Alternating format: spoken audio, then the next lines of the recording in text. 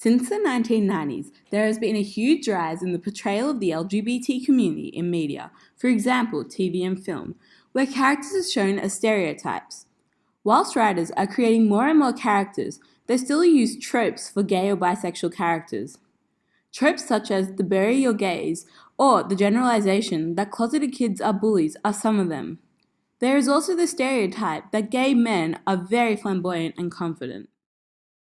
I'd work Monday at Vonda's uncle's mulch business. What there? I said I'm a homosexual having a panic attack. The LGBT community is often represented in media as friendly and outgoing, along with being exceptionally flamboyant or having an adoration for theatre.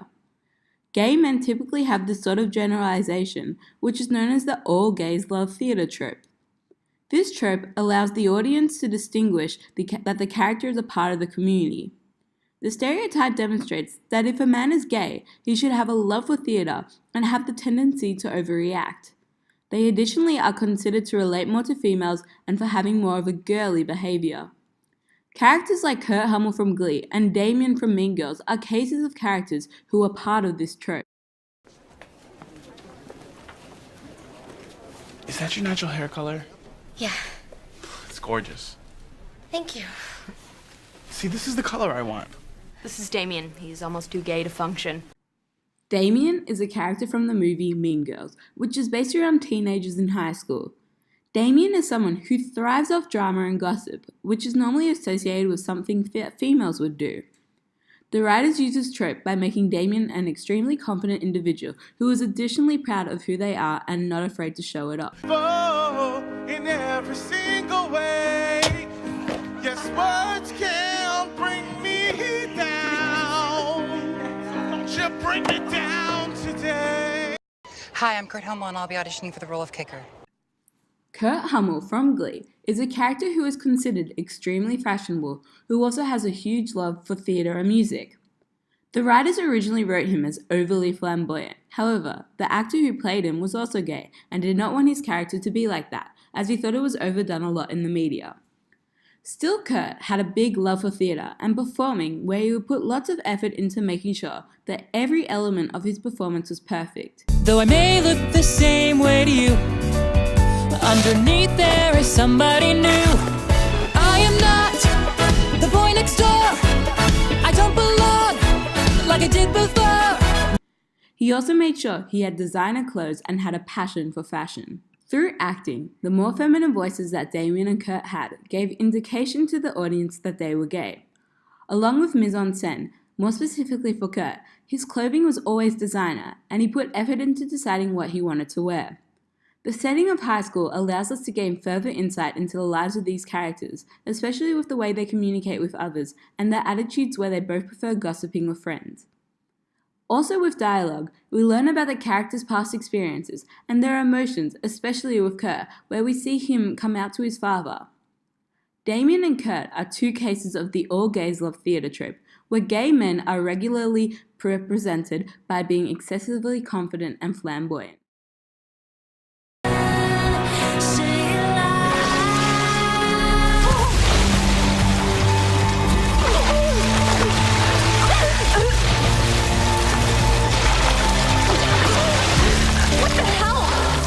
The lineup.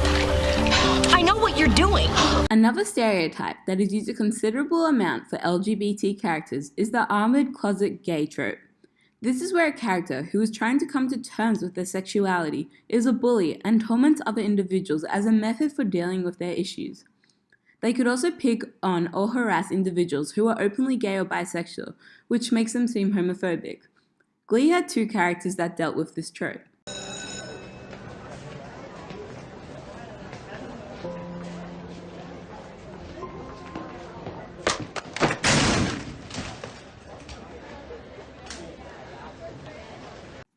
Dave Karofsky was a jock in the show who was noticeably popular at school, but used to annoy kids and particularly torment the openly gay character at the school, which happened to be Kurt.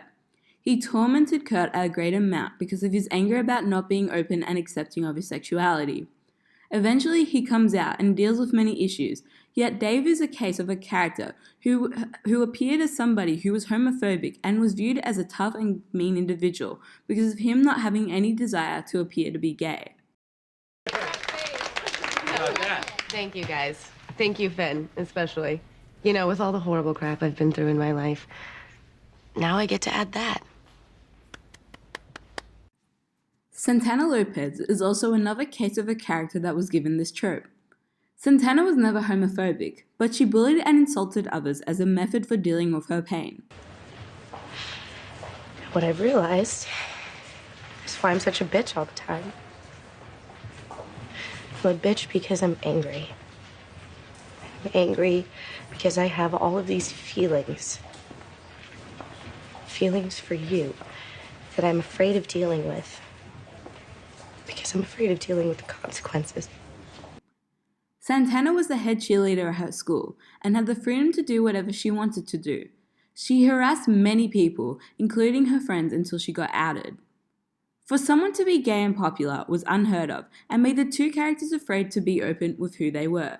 The two characters depended heavily on dialogue and acting, as the actors needed to show the characters' anger and sadness of not being out. Additionally, the code mise-en-scène shows that with their clothing, which is sporting uniform, it is normally associated with popularity in shows and films. The armored closet gay trope is a generalization that is used in the media to depict LGBT characters that are trying to accept themselves by resorting to hurting others. Dad, just let me talk to her. Hey, stay down and eat. No, come on, man. I'm chill out.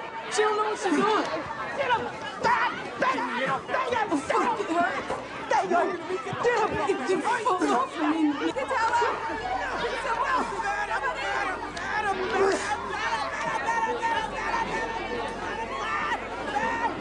The last trope that LGBT characters face in television and film is called bury your gays. This stereotype consists of where a same-sex couple in the media do not receive a happy ending. The couple will have some romance throughout the film or television series. However, at the end, one of the characters that is part of the couple dies, or the couple simply do not end up together. In many TV shows or films, characters die no matter who they are, but when there is an LGBT character that is part of it, normally they die or get killed. You have no idea how bad it gets. I wish I knew how to quit you. From the movie Brokeback Mountain, Jack and Ennis meet and fall in love with each other, despite living in a time where it is deemed unacceptable to be a homosexual. They constantly battle as they want to be together, yet are afraid of the consequences they could face being a couple. Before they can become a couple, Jack dies in an accident, and the hope of a future together is now not possible.